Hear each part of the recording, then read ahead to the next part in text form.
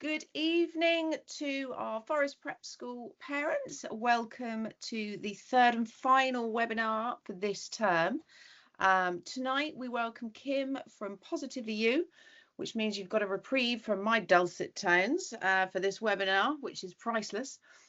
I'm joined by Mrs. Mann Langit, fellow deputy head and DDSL, and Mr. Leyburn, our wellbeing lead. Together, collectively, we are responsible for the well-being and pastoral care of the pupils in the prep school. Their Positively Used school workshops and courses support pupils to become more resilient, more confident and more creative, unlocking their potential and allowing them to be the people that they want to be. For over 20 years, Positively You have delivered practical techniques that increase information retention in pupils and improve performance, helping them to gain the tools they need to become effective lifelong learners. And I'm very pleased to announce that in February, years 4, 5 and 6, our pupils are having a day-long workshop with Positively You, all about resilience. So we've got that to look forward to as well. So, as I promised, enough from me this evening. I'm going to hand over to Kim, and we're going to enjoy her presentation, and then we might even have time for some questions at the end. Kim, over to you. Welcome. Thank you very much. Good evening, everybody. Welcome to the session this evening. What we're going to do is take a little look through a few ideas around building students' resilience, little pathways that they can use to start to really build up that resilience to take on any of those challenges that they might face. My name's Kim. I've worked for Positively You for over 20 years now. So a long time sharing these ideas and information within schools and with parents as well. So feel ideas you can take away. Just before we get going though, there's a little exercise I'd like you to try for me, just to kind of find out where your brain's at with resilience at the minute. I would like you all please to simply pop your fists up in front of you like this. So you just need two fists facing each other. Excellent. On one fist, just want you to pop out your index finger, so the finger you would normally point with. Lovely. On the other fist, I want you to pop out your little finger. Now, at the same time, all I need you to do is swap them over and keep going. Off you go. What? Hang on. Oh, I'm not very dexterous, clearly. I can't do that. Oh, it's a toughie, isn't it? It's not quite as simple as it initially looks. Mr. Leyburn, look at you go. Nearly had it for a second. What? Excellent. Thank you very much. With that exercise, what tends to happen is we react in three different ways. We kind of go, okay, so index finger, little finger, that looks easy. I can do that. Because I've done this for so many years, as soon as I put my fists up, my brain knows exactly what I need to do. You watch it and go, oh, that looks easy. You try it and your brain kind of goes, oh, no, it's kind of not. And in that moment, there are three reactions. Sometimes we go, okay, whatever, that's hard, can't do it. And we stop, we kind of put it to one side because it's tricky. Other times we might give it a bit of a go to see if we can get it, then we stop. Other times we are fully engaged and focused and we're like that.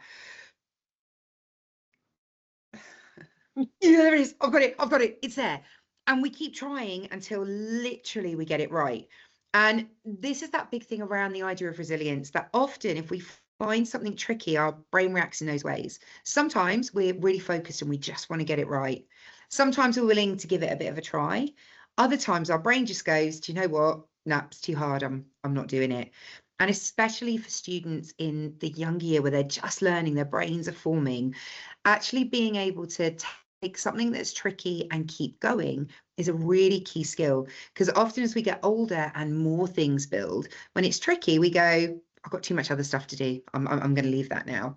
Whereas what we want is for the students to be learning and taking on board new things, even when they're tricky, but finding the ways that they can.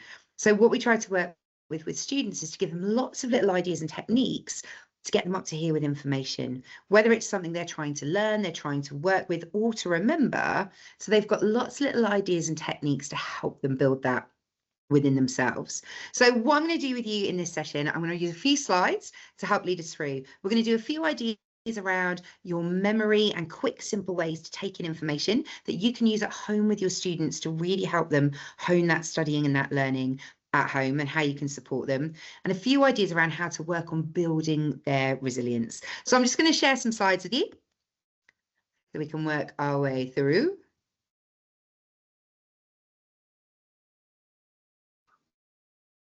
Fabulous. So with our idea of resilience, it's kind of that capacity to recover quickly from difficulties. So the idea that if something is tricky, it's hard, we know what we do to take that next step.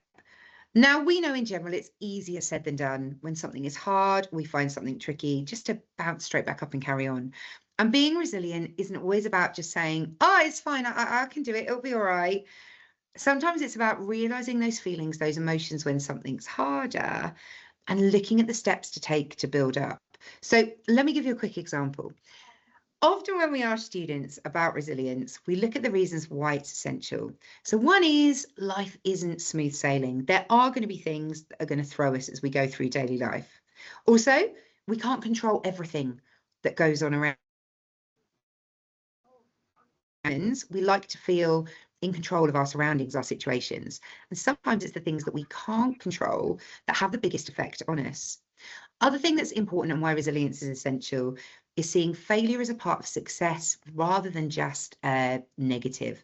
So changing that approach to failure to success, because nobody likes to fail. It feels bad. We beat ourselves up about it. So it's more seeing actually every time we get it wrong, that step to being better, what we could change in that process. If you take naturally as humans, if you take a baby learning to stand, the first time they try to stand, they don't do it straight away and carry on. They try to get up, boom, they'll hit the floor. Now in that moment, as babies, we don't go, oh, do you know what? That was too hard, I can't do it, I'm not going to bother. Else we'd end up still grown adults. So what they do is they have a little look and they go, okay, the other adults in the room are stood on two legs, so I need to get really good balance. I need to stand myself up. They'll try, boom, they're still going to hit the floor. Now at that point, we don't give up, we readjust, maybe hold on to the sofa, get ourselves up on the sofa, get to standing, let go, balance goes and we're on the floor again. Now, this whole process is making those little changes each step along the way until we reach that success. We get to standing and balancing. The next trick then is the walking and the moving. Then all of a sudden, it's second nature. We don't even think about what we have to do to walk, to run. Now, every time we failed in that process, we didn't stop and give up. We found another way to work through it. Now, yes, it's natural survival and natural growing, but often it feels a little bit like that in everyday life. If we try something we don't do very well or we get it wrong, we're very quick to go, oh, do you know what, I just can't do it. It's fine, I've got hundreds of other things I can do. The idea of seeing that failure as part of success is looking at what little tweaks or changes we could make to increase our success as we do it. So, bearing that in mind, I gave you my little exercise at the beginning. I want you to have a little think. Bring your fists up for me. Show me that pointy finger, little finger. Now, last time if it was tricky and you ended up kind of with fingers everywhere, is there anything you think you could change this time to make that process easier? Might be maybe using a little bit of rhythm each time you do it to build in that switch. Could it maybe be focusing on one finger rather than the other?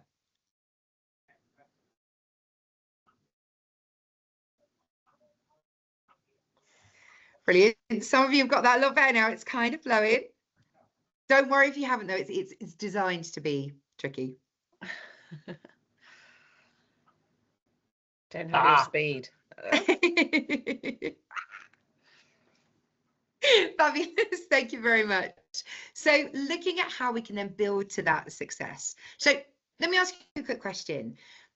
If we were to think about our memories, our students need to remember a huge amount of information every day, whether it's for school, whether it's general life and learning. If I was to ask you, though, as a grown-up, if you were to rate your memory right now out of 10, 10 being that you can remember everything really well, 5 or 6 being that you remember most things okay, some things not so much, 1 or 2 being more of that kind of not a lot going in or coming out moment.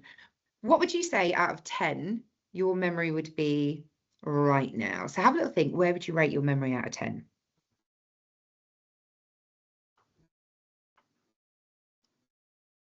Okay, fabulous.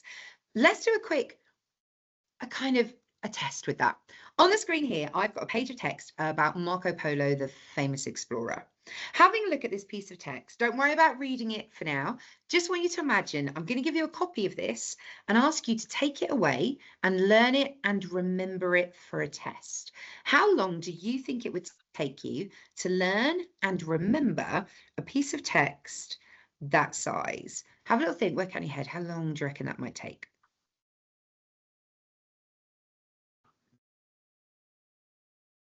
Okay. Anybody maybe go with 10 minutes? No, okay, maybe a bit keen.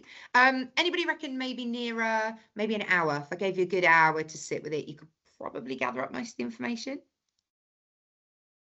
Okay. What about a day? If I gave you overnight, take it home tonight, I'll test you tomorrow. It's more like it. Yeah, we will, fab. In all honesty, did any of you kind of look at that text and just go, yeah, no? As you looked at it. And often our brain has that response to new information, to a new challenge. We look at a piece of text or a huge amount of information and our brain automatically goes, oh, that's quite a lot of stuff. I've got 100 other things that my brain needs to do at the minute, but I'm sure I could fit it in. Now, the idea with this is we often have these thoughts in our brain about whether it's how we study, what we study, how that looks. When I approach you with a piece of text, your brain goes, it's probably going to take me a good day, maybe a week. And it's the same when we share this with the students as well. What I want to do now, though, is show you how just by ever so slightly changing the way you do things, it can make a massive difference to the responses and the success that you get. So I'm going to show you the same information now, but as what's known as a mind map. And it's basically a pictorial version of the information. So I'm going to check the timer. I'm going to set a little timer on my phone right now on my stopwatch. And I'm going to tell you just a little bit about Marco Polo. So if you can put your eyes to the screen for me and just follow each branch. So the time starts now.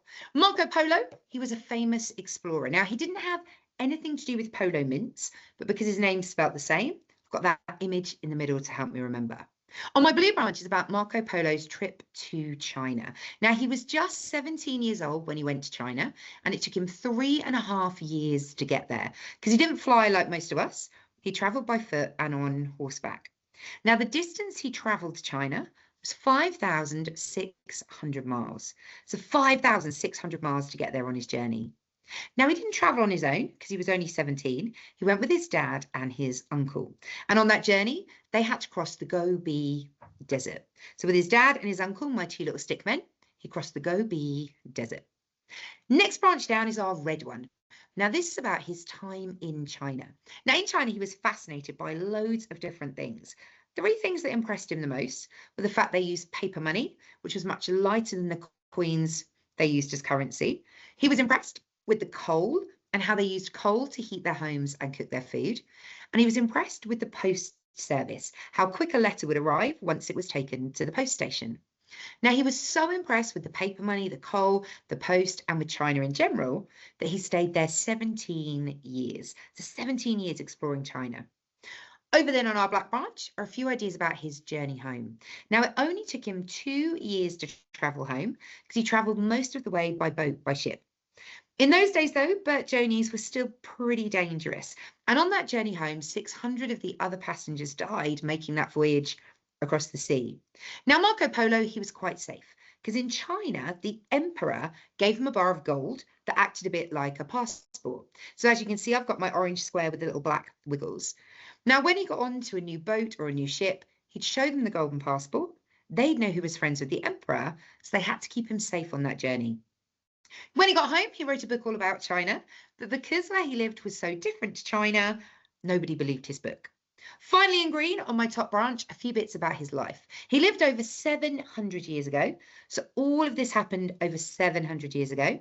When he got home, he lived in Venice in Italy, had 3 daughters, but no sons, just 3 girls.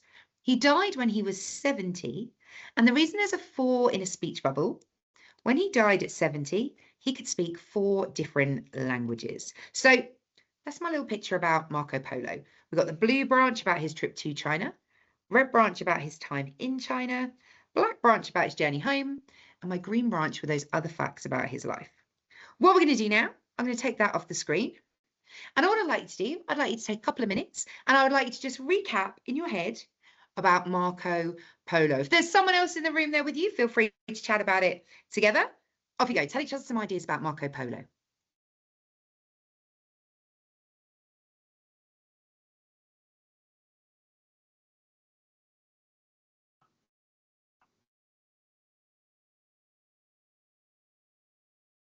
Amazing. Okay. If I can have your eyes back this way to the screen. Thank you very much. So the idea with that is we created the picture. We took the information and got it down. Just to double check, I'm going to ask you a few quick questions about Marco Polo. Feel free to say them out loud, think them out the head, however you want to join in with this. So I'd like you to tell me, please, how old was Marco Polo when he went to China? 17. Fantastic. He was 17 when he went to China. How many years did it take him to get there? 3.5.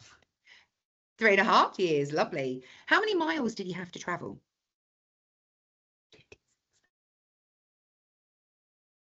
56,000. It was brilliant. It was 5,600. 5,600. Yeah, 5,600. Perfect. So 5,600 miles to get there. He travelled with his dad and his uncle. Brilliant. What desert did they cross? The Gobi Desert. Gobi Desert. Fabulous. I like the fact you're getting your answers here too. It's marvellous. So they travelled on the Gobi Desert. Now in China, there were 3 things that impressed him the most. Take a minute. Think about the 3.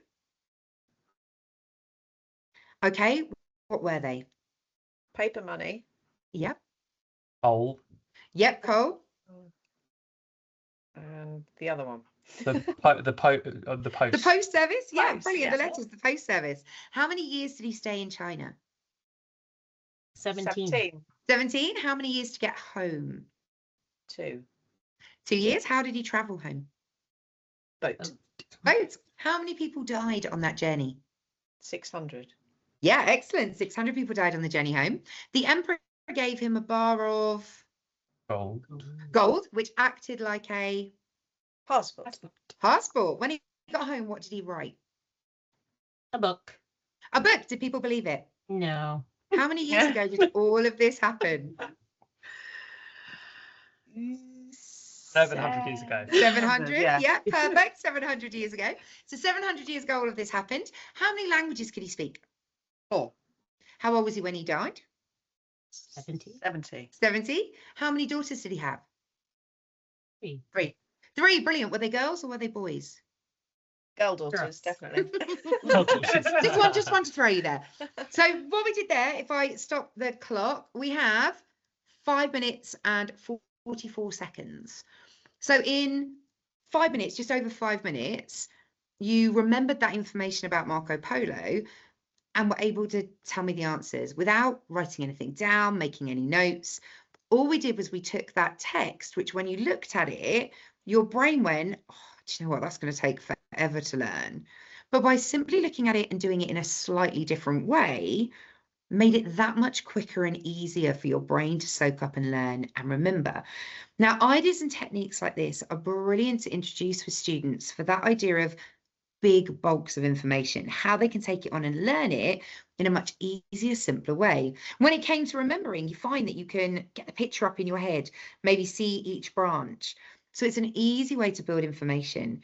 Now, the school have a login to our online hub, which is an area where there are lots of different ideas and techniques, kind of 3 to 4 minute videos about different techniques that you can share around resilience and well-being, but also around studying and exam techniques. So lots of little easy memory ideas like this that the students can start to create with everything that they're learning and that they need to remember at the minute, but also kind of proving to you guys how amazing your memories are when we look at the way we work and how we use them. So I'll tell you a little bit more about the hub in a minute, but why is this important to resilience? Well, it's key for the idea that often there'll be something that maybe throws us that we're not expecting, a piece of work that seems a little bit trickier, or we do a piece of homework, students especially, that they hand in, they're really pleased with, and then it doesn't quite come back with the mark they wanted. And they're known as little adversities, a bit like my little elephant. Oh, there he goes. Now, life can feel a little bit like that sometimes. Everything's going swimmingly, then all of a sudden, whoop, out of nowhere, something hits us. It can be a comment maybe that we hear, something that happens in our personal life, something we find tricky. Now, luckily enough, our little baby elephant's got mummy elephants come and help him up. And around us, we do have those people that support. Within school, students have got loads of people that they can go to for help and support when they need it. One big thing we want to encourage students to do as well is to start to think about how they can deal with those adversities. If they have that moment where something happens that they're not expecting, what it is they can do to help to make that easier. Now, one thing that's quite interesting to notice is how we naturally deal with adversities. Now, there are lots of different ways we go about this, and you'll possibly recognize some of them within yourself and the people around you. When something happens that we're not expecting, some people react kind of verbally. They then just need to get it all out of the system. They can talk about it. They may even make certain noises, say certain words. My husband does this especially. If something happens that he's not expecting, something falls out the cupboard, he kind of goes, oh. So you know straight away that something's happened. Even our kids go, oh, that was dad. Because something's happened he wasn't expecting. His natural response is to make the noise. It might be physically that they face an adversity and you can see their muscles tense up, everything just kind of transfers into their body. Sometimes we deal with those adversities inwardly. So you can see them sit and they're thinking, that thoughtful process is going on as it's going through their brain. Other times it's more of an outward showing, whether that links in with the verbal and the physical. Other times it's holding on to it, that you can tell maybe the next day that that thing is still playing on their mind, it's still there. So it's interesting to kind of notice how we deal with those adversities within our students and within ourselves as well. What those little moments are that you can start to notice. And in those, what we can then do to help the students deal with it. So how we can help build that. And it all kicks in because of our emotions.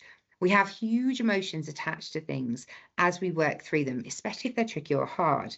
Now, one of the big things around this is about thoughts, feelings, and actions. If something happens, we have a thought about it. That leads to a feeling, leads to an action and what we do. So say, for example, you have a tricky task to do. Your thought may well be, do you know what, I can't do this, it's too hard. I don't know where to start. Now, those thoughts then lead to feelings and emotions. What actually, I now feel quite stressed and anxious. I'm a little bit worried. I'm kind of panicking. Your action is then what you do with that. So I can't do it. I'm panicking. Sometimes our action is to put it to one side and not deal with it. We shove it out the way till later. Keeping that then starts a cycle that a few days later we come back to it and our thoughts are then, I can't do it, it's too hard, but I've now got even less time to do it. My feelings are I'm panicking more, but I still need to get it done. And often it becomes a sort of cycle that we follow. So the one thing to think about is how we challenge those thoughts initially. If it's something we can't do or we think it's too hard and our brain goes, it's not going to happen, can we stop at that moment and take a beat? The feelings that go with that are what has the effect on how we act. So can we jump back to that thought pattern? Now, a lot of this works around the idea of developing growth mindset. Now, I'm sure you guys have heard about this idea of growth mindset and the way our brain thinks and is fixed. Now, we have a lot of thoughts that are known as our fixed mindset. They're things that we say or we think a lot. If something's tricky, often one of our first thoughts is to go, you know what, I can't do that. I expect you can probably jot down a few times that that's come out over the last few weeks. Sometimes we'll say, I just don't understand it. I just don't get it. It just doesn't make sense. I'm not good enough for that. Especially in students, we find that if everyone else has done slightly better, they haven't got the part on the team, the part in the play, their first thought is then, I'm not good enough for that. I'm tired all the time. Very common phrase that a lot of us use because we do feel tired. Too much to do and not enough time. These are some of the biggest phrases that we use, more so as adults. And my particular favourite fixed mindset, I just can't be bothered. which is one of the things that we hear quite a lot, especially when we work with older students in the teenage years. Now, the other with our fixed mindset are the phrases we naturally say. If something's tricky, we go, oh, God, can't do it. When we're tired, we tend to say, do you know what, I'm just so tired. Now, the thing is with all of these is they're not really solution focused. If anything, they make the situation feel a little bit harder. If we're finding something tricky and we say to ourselves that we can't do it, that kind of compounds the effect, that it's hard and I can't do it. It makes us feel slightly worse about it. If something's tricky and we don't get it, the more we tell ourselves we don't understand it, the more complicated it seems to become. Same with I'm tired all the time. The more we focus on how tired we are, the more tired we tend to feel. The one that most of us will have noticed is I have too much to do and I don't have enough time. When you get that moment where you need 48 hours every single day and you've got a big to-do list to do, we tend to spend about 10-15 minutes going, I've just got too much to do and not enough time. I don't know how I'm going to fit it all in. How am I actually going to fit everything in? Because I've got this massive to-do list. I've only got 20 minutes and I need to do it all in one go and I don't know which bit to do first or how I'm going to work it or what I'm going to do. And we spend that whole chunk of 15-20 minutes panicking about how much we've got to do in the time we haven't got to do it in. Now, the idea with developing what's known as growth mindset is giving ourselves more solution-focused responses. So I can't do that shuts our brain off. And I'm sure you will have heard your students say it too. Something's tricky or hard, that first thing is just, I just can't do it. Now, one thing they say to add to that is I can't do that yet. It's a tiny little word, but it can have a massive impact on how your brain responds in a situation. If you have younger children, there's a really lovely episode of Sesame Street that talks about the power of yet, and there's a Gabby's Dollhouse version that's got a lovely little song in it about the power of yet. Now, the idea with that, I can't do that, shuts your brain off straight away. I can't do that yet says to your brain, okay, it's tricky at the minute, but there's no reason why tomorrow, when I feel a bit more relaxed, I might not be able to try it again and give it another go. It leaves those paths open.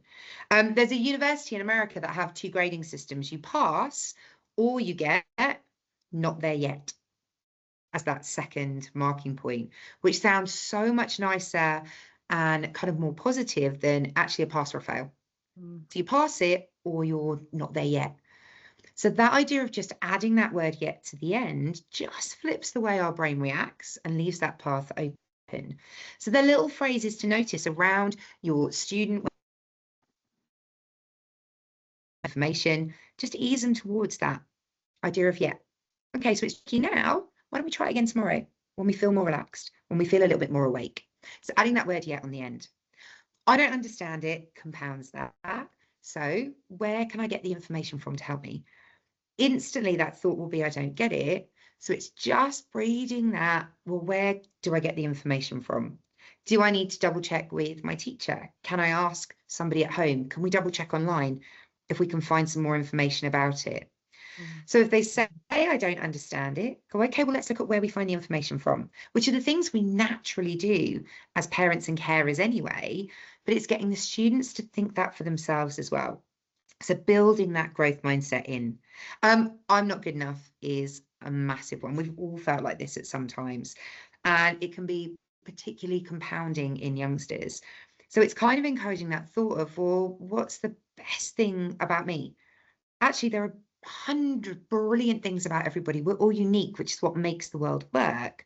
So sometimes it's just being aware of those things that they're really good at, the skills that they have, that they can then start to build into play.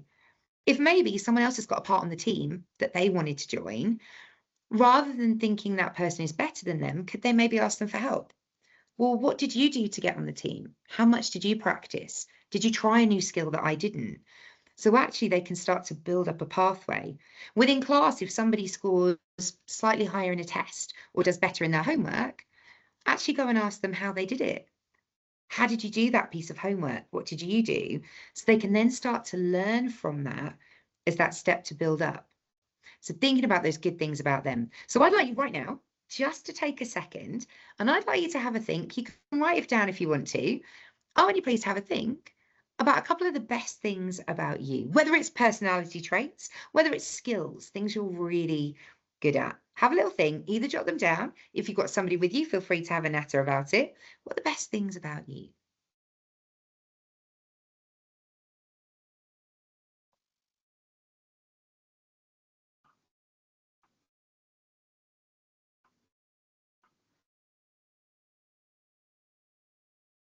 Like I say, it might be a personality, a character trait, maybe a skill that you have.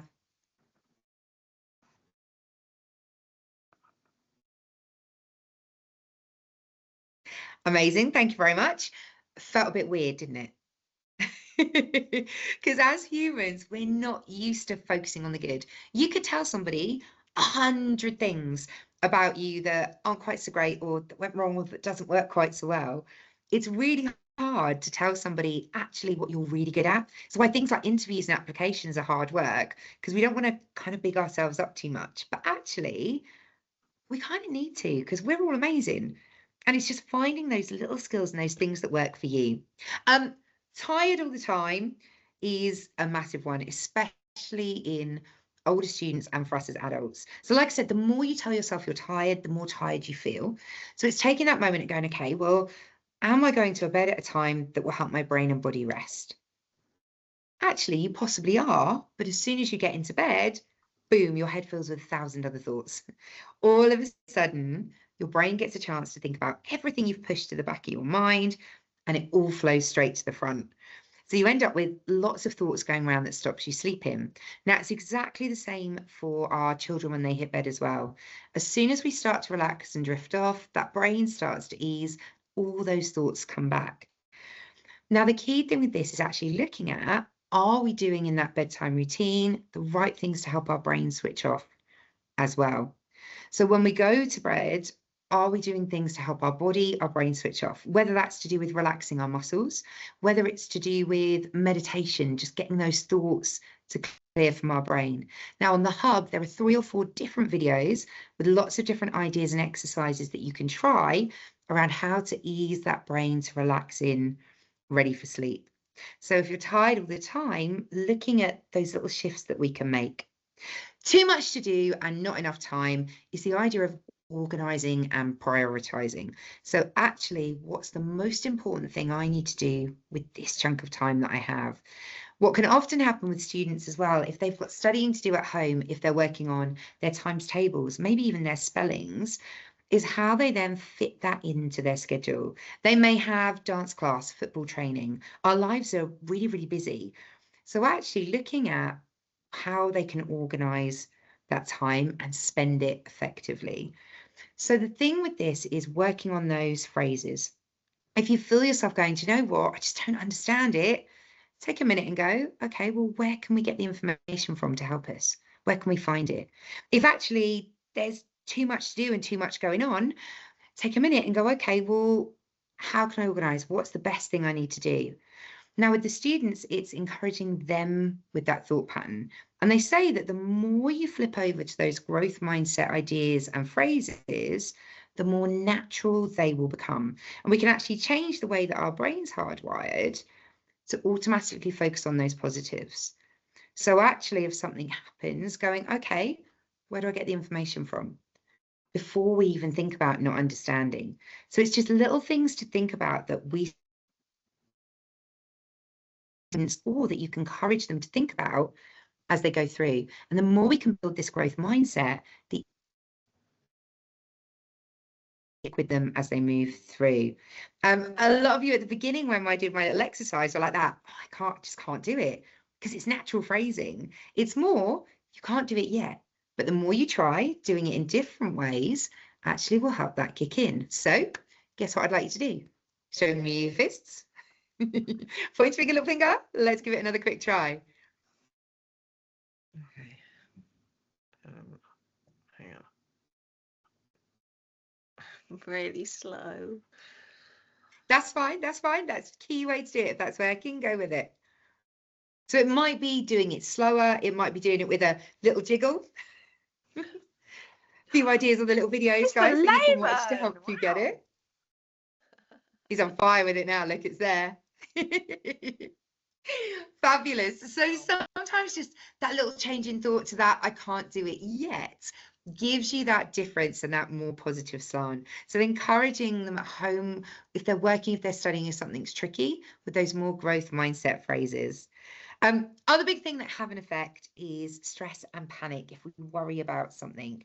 Now, our brains have a natural response to stress or when we feel overwhelmed by what's going on, whether it is lots of things in life that are feeling overwhelming, or it might just be one thing, one moment or one incident that kind of takes over the whole of our brain.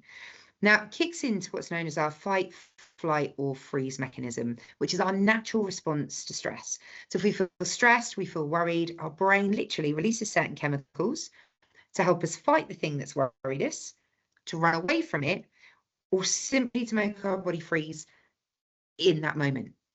Now, when this happens, it's brilliant for survival. We can fight, we can run. However, a lot of the things that make us feel stressed, anxious, or worried now aren't necessarily fatal. We don't necessarily need to fight them or run away from them, but our brain still has the same response. We have that moment where we have that panic, that freeze. Our brain releases the chemicals to help with that process. What tends to happen when our brain releases those chemicals, it makes it trickier for the thinking part of our brain to work effectively and our long-term memory, which is why often if we panic about something or we feel a little bit anxious, it's hard to think clearly and we get those mental blocks. You bump into somebody in the supermarket that you haven't seen for years and they go, "Hi, Kim, how are you?" And you go, "Hi, you." And you know them, but their name is nowhere in your brain whatsoever. Now, about 2 aisles later, you suddenly go, "Oh, yeah, that's Sally. That Sally used to go to Pilates with her. Yeah, I remember her now." But in that moment, you got no recollection because it takes you by surprise. Now, this happens a lot for students. It can be something simple as they're asked a question that their brain wasn't quite ready for, and they go, "I don't know. I don't know the answer." Because suddenly it hits that panic mode and their brain can't think. It just needs a little bit more time to relax and kick in. So another thing that's really important to help build their resilience are relaxation techniques, finding the ones that work for your student. Now, these are different for different people. Some people find deep breathing really helps with that idea of relaxation and to help you calm. Other people prefer kind of exercises or doing something really active to get all that energy out. I remember when I was taking my driving test, the driving instructor stopped at the top of the hill just before we went to the test station, made me get out the car, run down the hill and run back up and get back in. Because he was like that, you're just, there's too much buzzing going on, you're too nervous, get out, run some of it out your system and get back in the car. And that was enough then just to give my brain a moment to reframe. It might be just stopping and taking a few moments, a few deep breaths, just to give the body a chance to catch up. Now, there are lots of ideas out there that you can use to help in that situation. One of the deep breathing ones we really like is to use a visual aid. Now, one option you have is something on the screen. So we're going to give it a quick try. I'd like you, please, in a moment, you're going to breathe in through your nose. Now, I'm going to put a shape on the screen that's going to grow. As the shape grows, I want you to breathe in through your nose. As it goes down, I want you to breathe out through your mouth. And then you're going to do it for the whole duration of the shape. So if I could ask you, please, to breathe in through your nose. Now, go. Keep going. And out slowly. And in. And out. Okay, one more. In. And out.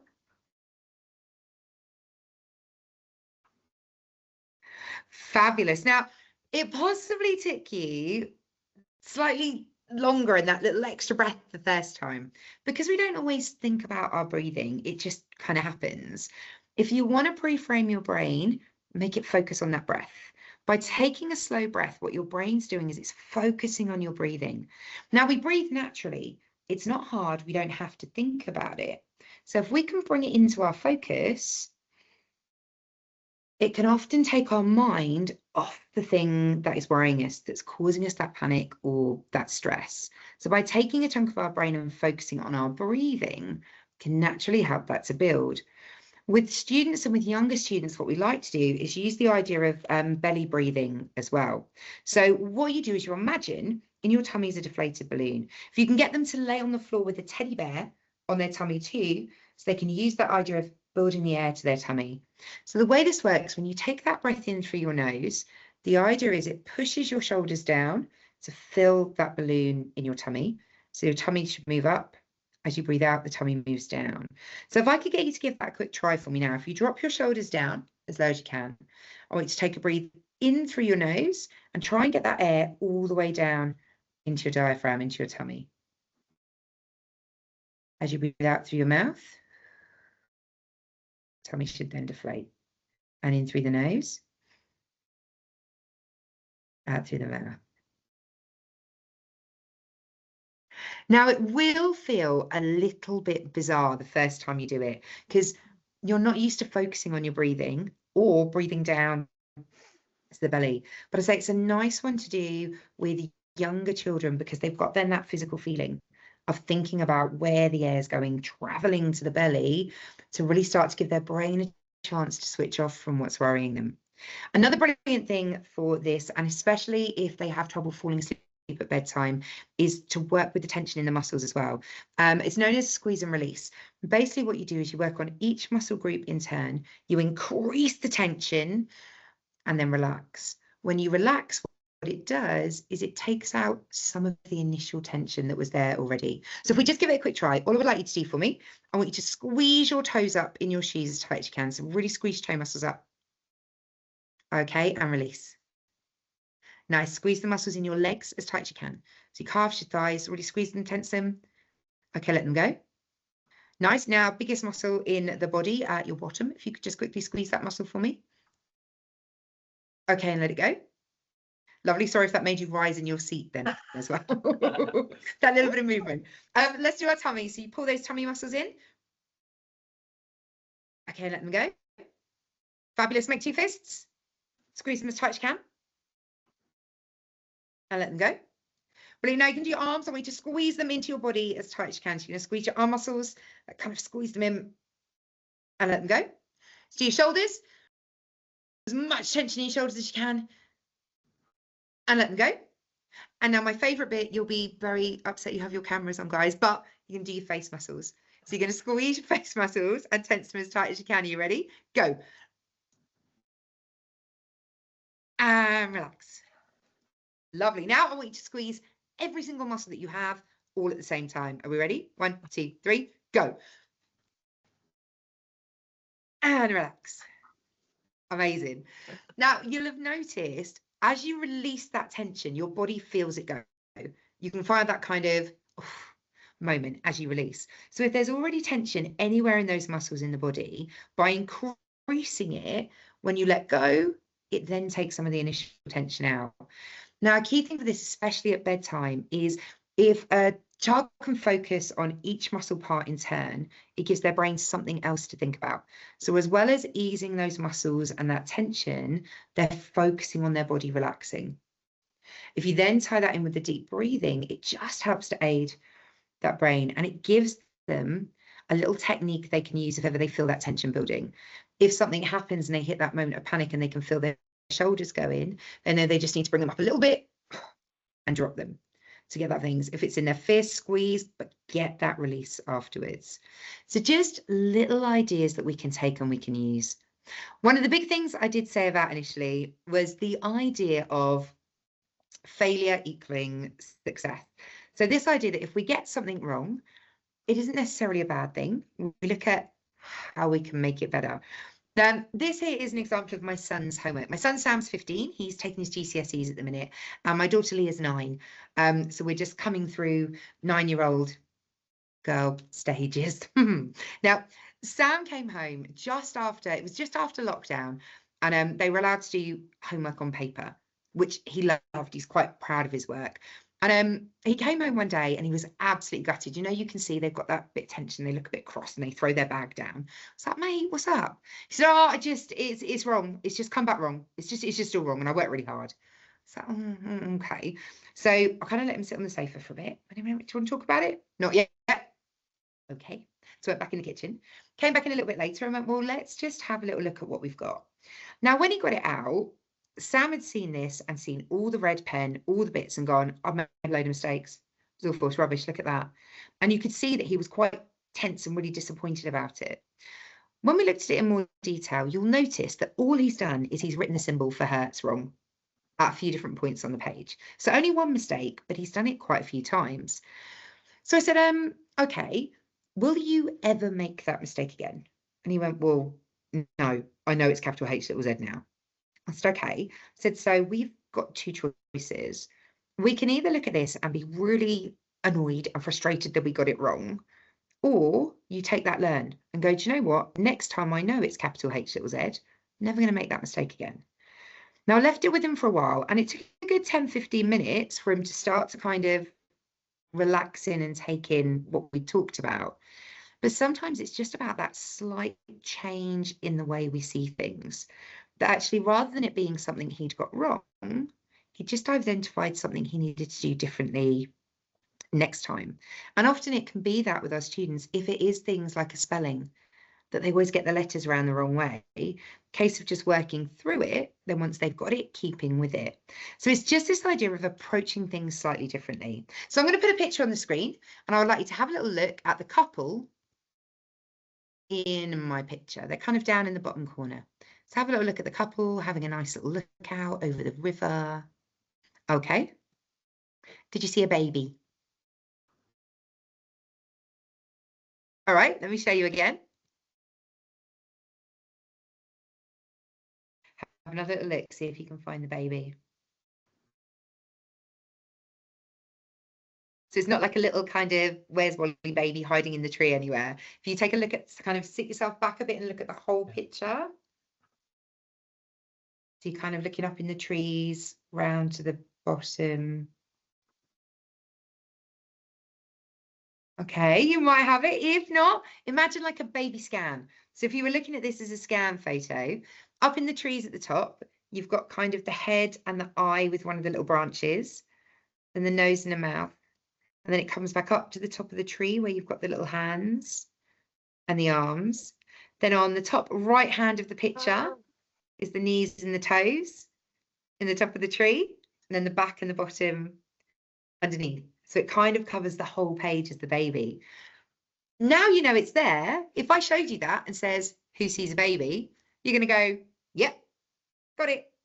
And what was lovely is when if you then made that kind of paradigm shift penny drop moment where you kind of go, oh, where you suddenly notice something that you hadn't seen before, but it was always there. And sometimes it's just about that slight change of approach to something.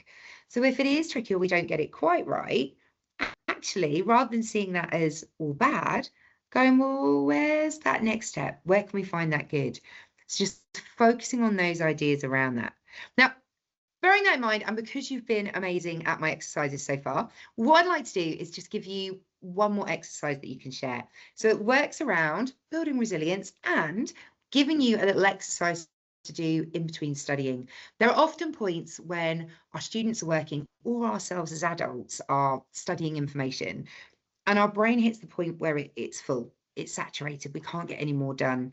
And there are little exercises that we can do that can just help to give our brain a bit of a physical break too. So this is one of my particular favorites. What I'd like you to do for me, please, is I would like to take your hands and I want you to place them down on your lap or on the desk in front of you. So your little fingers are touching your lap or touching the desk. Brilliant. Now with one hand, I simply want you to chop up and down like you're chopping your leg in half. Excellent, and stop. With your one, you're going to saw forwards and backwards like you're sawing your leg in half. Okay, at the same time, I want you to chop one leg and saw the other. So keep them on the table or on your legs, so you should be able to feel that table or your legs underneath you. Amazing. Bring them up in the air so they are now not touching the table or your legs. And I want you to do the same thing again. One's going to chop, one's going to saw without looking like a train or a robot or like a DJ. So one should go up and down, one should go forwards and backwards.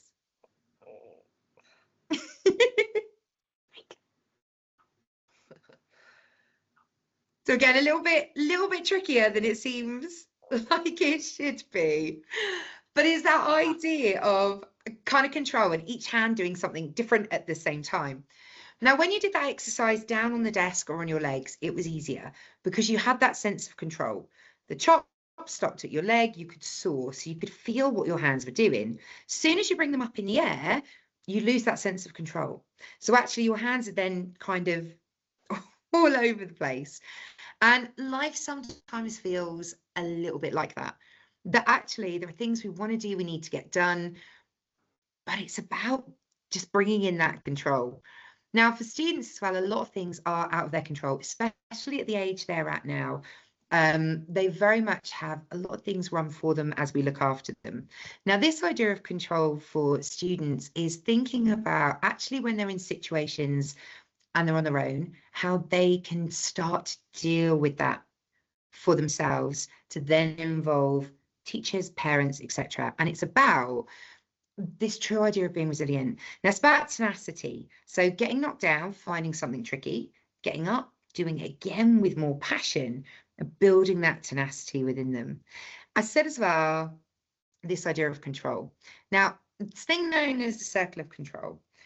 We are in control of lots of things about ourselves. We're in control of our mindset, the way we think, our words, what we say, our actions, what we do, our ideas, our effort, and our behavior. All of those are things that are within our control. Often the things that can stress us out or cause us the most problems are the things that we feel are out of our control. Things like other people's actions or their words. We can't control what other people do or say, and often that can have a massive effect on us. The past. We can't control what's already happened, but again, it still plays out quite frequently.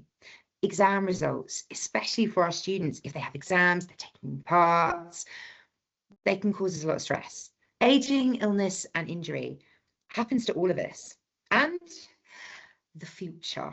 The future seems quite open and quite out there, and we can't control the future of the world.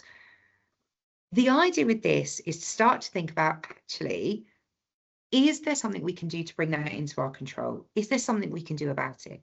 Other people's actions. We can't control what other people do or what they say, but we can control our response to it, what we do in response.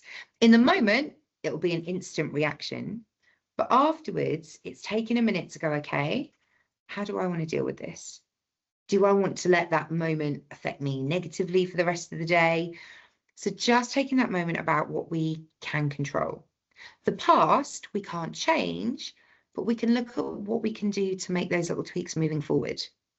Things like exam results and tests. We find a lot of students panic a lot about their exam results or their grades not being high enough, them not getting the right results. Now, actually, rather than that being something that is causing them stress or worry, go, okay, well, what can we control now? Actually, if we put our best effort in and we work hard and we do the practicing, we do the studying and the revision, there's no reason why we won't do amazingly in the test. If we practice our spellings and we do them every night, we put in the best effort that we can, there's no reason why we need to worry about the results because they're going to be good because we're putting our work in. So just bring it back into that control.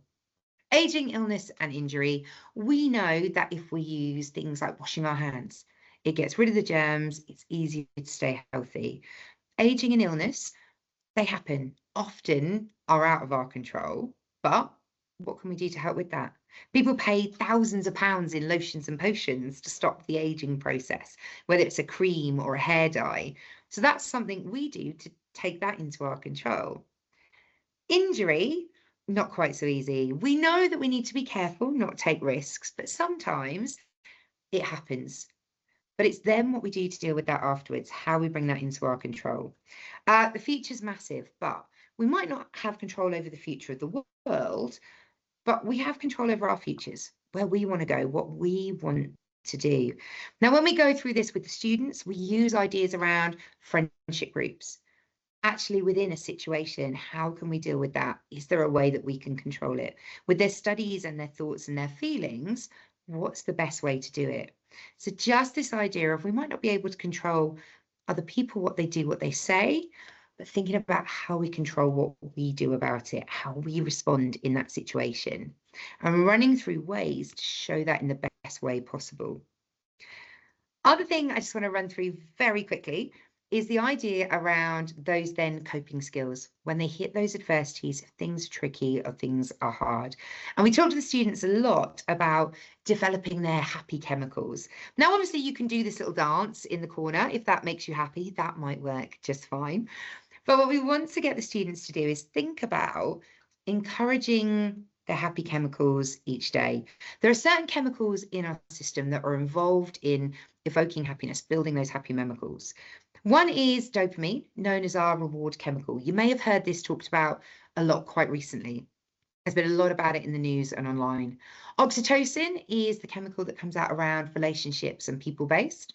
Serotonin, our natural happy chemical. So happy thoughts, healthy eating, and endorphins, the chemicals that are released when we exercise. Now, one of the big things is encouraging a release of all 4 of these every day. Now, dopamine, known as the reward chemical, triggered by things like helping others, random acts of kindness. It's also triggered by achieving goals. It's that little burst that you get when you're nearly at the end of a race. You're really tired, but you see the finish line and you go, I'm going to make that. It's that little push to get you to the goal.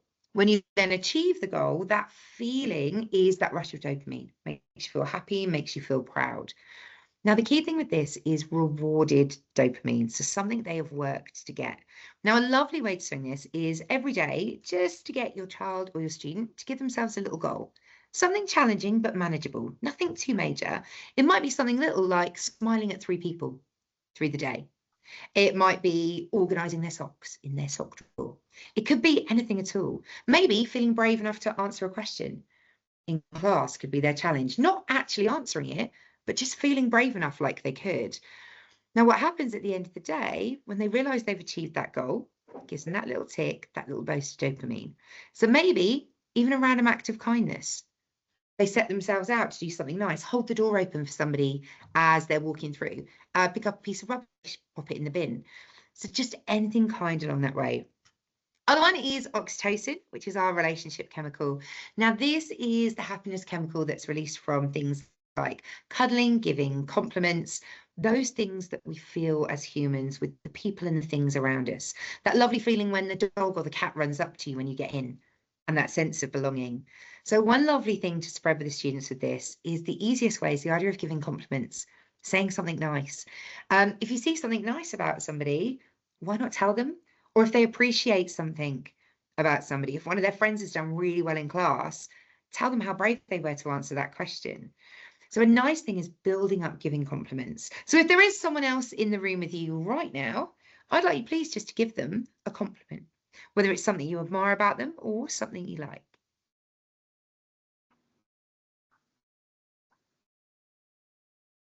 Guys, you can always do that later on if you want to do it off camera. I'd like to compliment Mrs. Clark and Miss Melange's decor, and it's inspiring me right now because I think there could be more here. So there you go. Ah, there you go. Very I love that. So little kind of compliments daily can make that massive difference. Actually noticing all those little tiny things that are really good around them. Other big thing is your serotonin, that happy chemical. When we do something that we enjoy, that we love, when you wake up and the sun is shining, or you eat some healthy food and you go, yes. It might be the idea of having salad for dinner. You might not really fancy it, but once you eat it, you go, oh, do you know what? I've really enjoyed that. Because it's just that feeling we get when we eat healthy, when we think happy. So every day, just having 10 minutes where we do something we really, really enjoy. For the kids as well, that little bit of me time where they do something they love, an extra few minutes in the bath when they're relaxing, a little bit of time colouring, reading, something they enjoy doing to release that natural happy chemical. Last one, those endorphins, that exercise. Little bit of exercise every day is the key to keeping our mind and our bodies healthy. Now, it doesn't mean that they have to join a gym, that they have to run 1,000 miles every day. It could just be something as simple as if they're getting a little bit wound up or a bit frustrated with work, they're finding something tricky, a little quick run up and down the stairs, a quick walk around the garden. Maybe just jumping up, sticking a song on and dancing around in the kitchen for a couple of minutes. Just something to boost those endorphins, to get that exercise and that exercise chemical going. And when we work with students, we get them to come up with a little list of things that they can do every day, like a little plan of how they can boost those positive chemicals each day. Another thing that builds up with this is the idea of focusing on the positives, and it's known as daily gratitude. Now, daily gratitude is about every day just thinking about the things that we're grateful for or the good things that have happened that day. And it's a really good way just to keep your brain focusing on the positives and finding the good in each day. We often flip into autopilot and everything just kind of happens around us. The idea with this is at the end of the day, either for yourself or for your student, just ask them for 3 good things that they've seen through the day. So it might be something that they're thankful for, something around them they're grateful for, whether the fact they had their favourite lunch, that the dog ran up and greeted them at the door. They might be thankful for somebody at home, for the dinner they're about to have. It could be something they really appreciate, that there was breakfast on the table this morning, that the sun was shining. It might be something that's just made them happy through the day, that they played their favourite game at lunchtime, that they answered a question in class. Then think about their favourite part of the day, one good thing. Now, if they can maybe have a little book, and every day they write down 3 good things at the end of the day, maybe something that they're appreciative for, something that happened, and their favourite thing about the day. Write them down in the book. What that does, it gives you that little burst of dopamine before heading into bed for sleep. So naturally, our brain then processes our information as we sleep in a slightly more positive light because that dopamine's in our system. When they wake up the next day, because they know they've got to write 3 good things in their book, they will start to look for them through the day. So you then start to notice those little things. The fact that they thought about answering a question. They didn't, but they thought about it. That's enough. That's a good thing for their book that they can write down. That maybe somebody smiled at them in the corridor and that made them feel good. They can pop that down in their book. So the idea with this is every night they jot down 3 good things. If there's ever one of those days when everything just feels a little bit overwhelming and a little bit heavy, they can then look back through their book and go, okay, well, actually, what good things have been happening this week? What things are happening around me? Just to pre-frame again before they then go to bed to get up the next morning. So it's a really simple way of just gathering 3 things from them. As they get into bed, ask them, what 3 things are you grateful for today? What was the best thing about your day? What really made you smile? So they go off to bed to sleep on a positive that can then build through. It's also quite nice as an adult to do as well. We started this a few years ago now, and for the first few days I had quite simple things on my list. My socks were really comfortable. Bit random, I've got a bit of thing about socks, but my socks were really comfortable. That was a positive for me. I ate loads of healthy food. After a few days though, it turned into more thoughtful things. I drive my children to dancing 4 or 5 times a week, and we go over a bridge. Now normally we're just driving over the bridge, we're getting to dancing. One day we got stuck in traffic. Now, obviously, when you get stuck in traffic and you need to be somewhere, that overwhelm, stress, fight or flight starts to kick in. But I simply took a look at the water and the sun was shining at such an angle, it was kind of sparkling across the top of the water. And I never really noticed it before, but I kind of saw it and went, oh, that looks really nice. It made me feel quite relaxed. So it didn't matter. We then just carried on our journey. So that was something I wrote down. Now, every time we drive over that bridge, me and the kids always look for where the sun's shining on the water. If there's the sparkles, if we can see them. So it then became actually a pattern that we do every time we're on that journey now, to look for the sparkles in the water. So it's just picking up all those brilliant things that happen around us. Last thing to think about is how we're going to show our gratitude. Is there something that we could share to maybe make someone else's happy point for their book tomorrow? So just that idea of something we're grateful for every day, those 3 good things at the end of the evening, they can then put in and they can build towards. So lots of little ideas around building that resilience and working up to it. As I said at the beginning, you will get a link into our online resources hub. On there are lots of videos around study techniques, around wellbeing, around resilience. There are also some ideas on there as well for kind of past thoughts, why things might be happening. There are lots of ideas on there around music to use for studying in the background, how to set up a study area so it's the most effective for students while they work. Now, there will be a link in sent to you, and we'll show you that in a minute. I'd just quickly like to show you a little video with an example of the hub to give you an idea of how it works.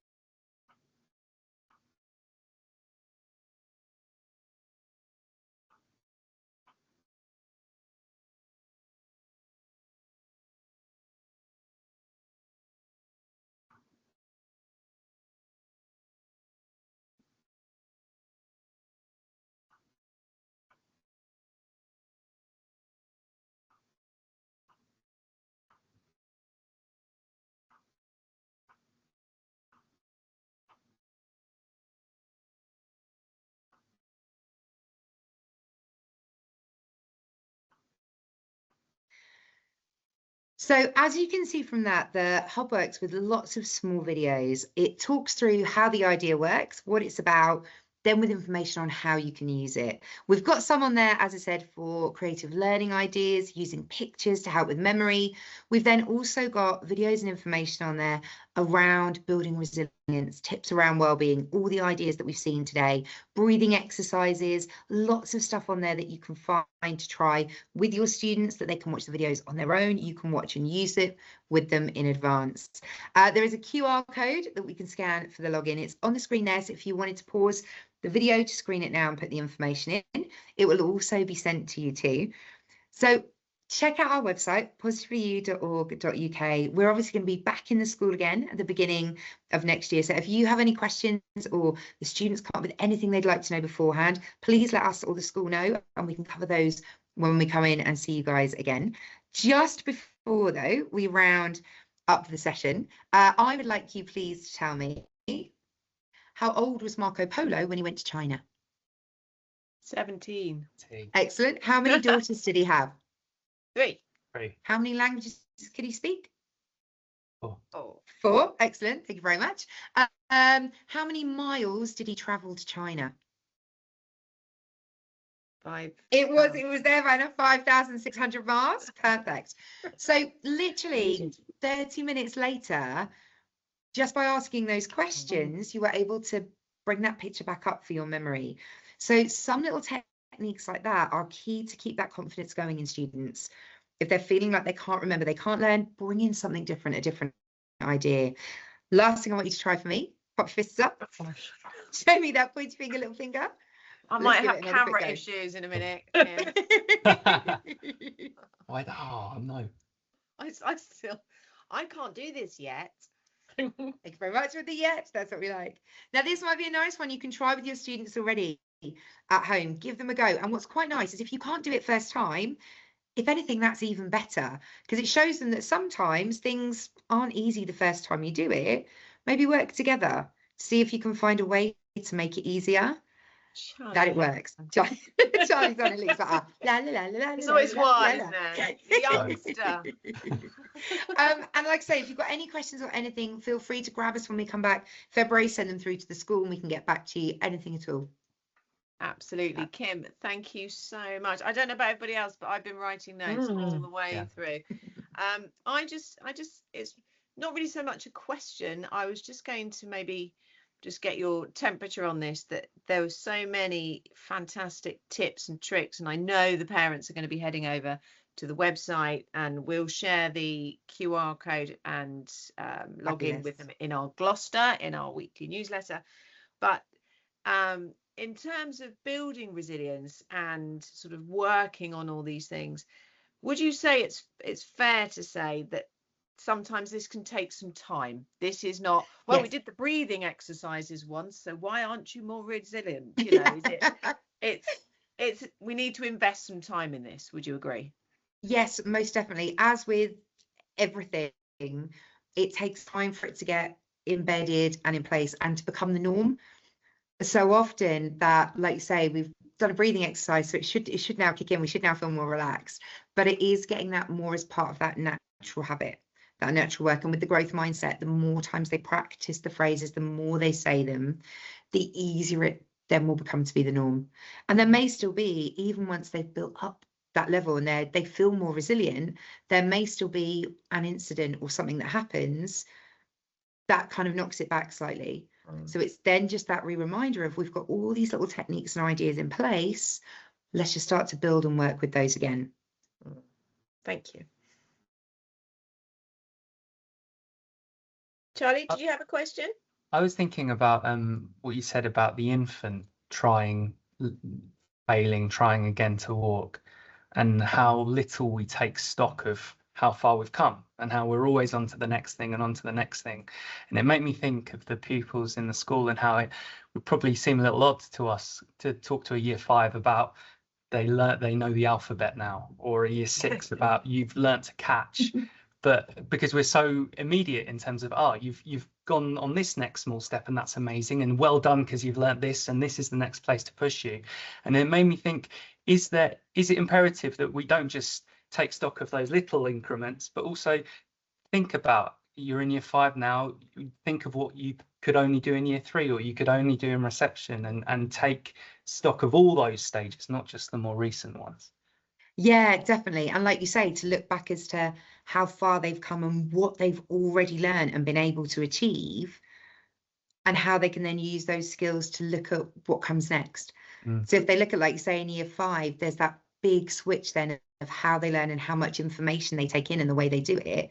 And actually that's a big switch to make, that they've aced and they've achieved, and that was a big change. So actually, what else could you achieve next year?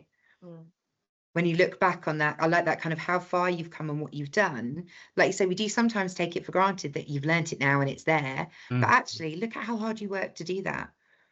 Or if there was something they found tricky to take in and learn, but they got it in the end. You have that win, but that quickly passes. So even just like you say, linking back to those wins and how we then build from there. Yeah. Kim, I wanted to ask a question. Thank you for that. That was amazing, and so many good tips there. I hope parents take all that on board. We will definitely at school as well.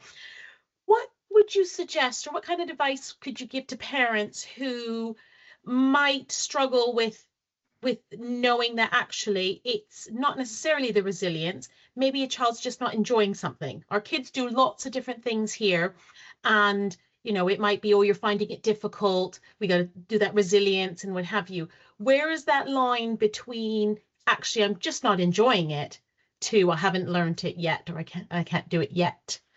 Just something that they're not really into. So it doesn't have that same amount of gravitas behind it for them want to learn it. Yeah, with that, it would very much be looking at how it can help them.